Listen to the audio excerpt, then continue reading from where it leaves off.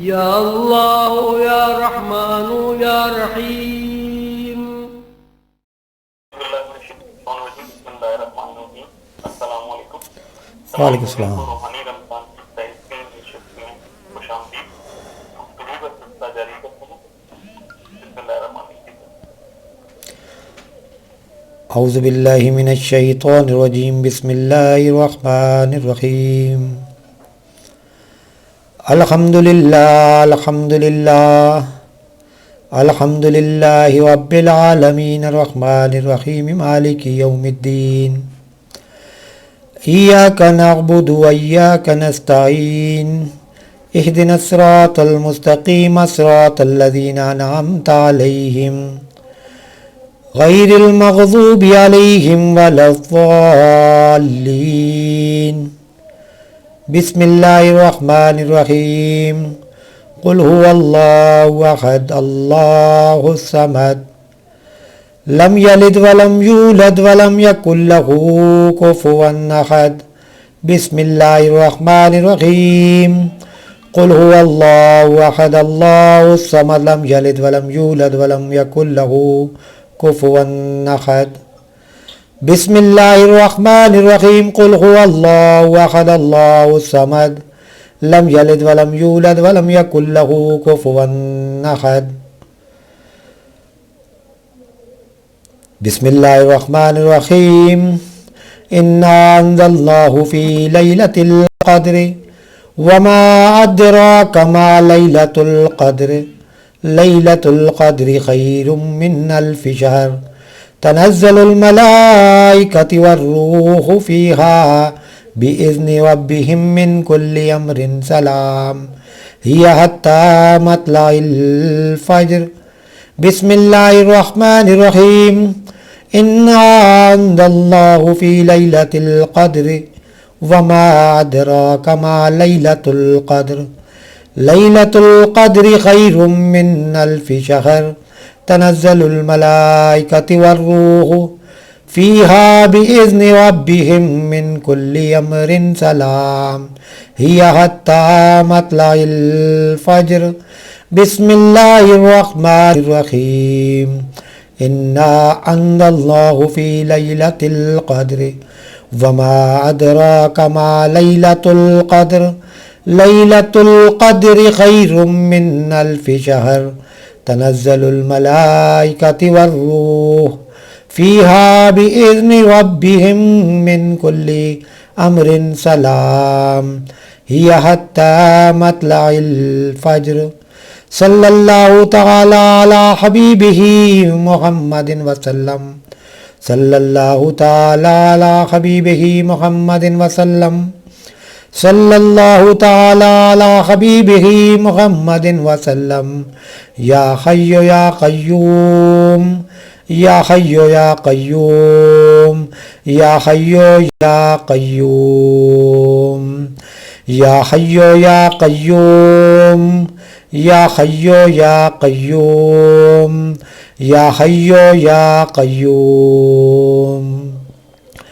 یا حی یا قیوم. یا حی یا قیوم. یا حی یا قیوم. یا حی یا قیوم. یا حی یا قیوم. یا حی یا قیوم. بسم اللہ الرحمن الرحیم. یا اللہ یا رحمان یا رحیم. یا اللہ یا رحمان یا رحیم. یا اللہ یا رحمان یا رحیم. یا اللہ یا رحمان یا رحیم. یا اللہ یا رحمان یا رحیم. یا اللہ یا رحمان یا رحیم.